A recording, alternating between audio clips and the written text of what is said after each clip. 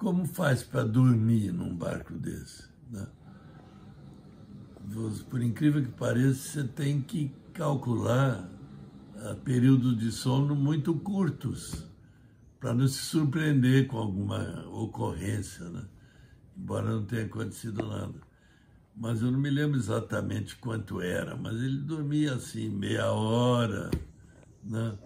E depois continuava a remar, e depois dormia mais meia hora, sempre com o cuidado de não ser surpreendido por nada, né? Curioso que ele não teve grandes problemas com baleia, com tubarão, com nada. A não ser, curiosamente, quando ele estava no fim da viagem, depois de quase 100 horas, né, remando, que uma baleia, quando ele estava chegando na costa da Bahia, uma baleia entrou por baixo e ele contou que aquele olhão da baleia ficou do lado dele, assim, subiu o barco, mas depois a baleia foi embora e não aconteceu mais nada. Mas curioso que só aqui nas costas da Bahia que a baleia resolveu dar uma brincada com ele, né? Bom, aí eu fui para a Bahia e, quer dizer, sempre falando com ele. E quando eu cheguei lá, arrumei uma lancha lá, o Chris Craft, e para encontrar com ele, né? Porque a gente não era como agora que tem GPS, era mais ou menos, sabia que o cara chegaria numa praia tal. E fomos para lá e ficamos rodando de cima para baixo para ver se o barco dele aparecia, né? De repente eu via o barco dele numa praia determinada lá.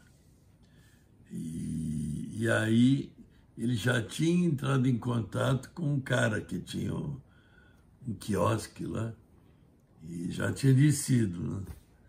Mas depois ele voltou para o barco e quando a gente chegou, tem até uma foto minha segurando no barco dele. E o Amir estava lá, magro, né? Parecia um bacalhau de tão magro. Imagine você comer comida meio pastosa, assim, né? Pré-fabricada, e remando durante 100 dias, né? E aí chegou e eu comecei a minha tarefa de conseguir que ele fosse capa de Veja, né? Porque eu tinha sido publisher da Veja, então eu conhecia bem o pessoal. Senão eu não tinha conseguido. Porque eles burramente falavam, como é que eu vou pôr na capa um cara que ninguém conhece? E eu argumentava, não, eu estava na inauguração da Veja, que eu era da Editora Abril, fazia Exame e outras revistas, e era publisher da Veja também. E eu me lembro que o Roberto Tivita, o dono da Abril, falou, a capa de Veja vai ser sempre alguém muito conhecido ou alguém que vai ficar conhecido por causa da capa da Veja. Curioso, né? Ele falou isso na inauguração. E caiu como uma bomba na cabeça dos caras que não queriam o Amir de jeito nenhum. Eu comecei a minha campanha na segunda-feira, eles falaram não. Terça-feira, eles falaram não. Quarta-feira, eles falaram não. Quinta-feira, vamos fazer a capa, tem que correr, todo mundo para a Bahia, etc e tal.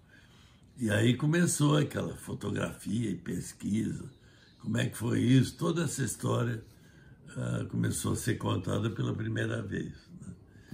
E isso, essa capa da Veja, que na época tinha 1 milhão de assinantes, lançou o Amir Klink no Brasil e no mundo,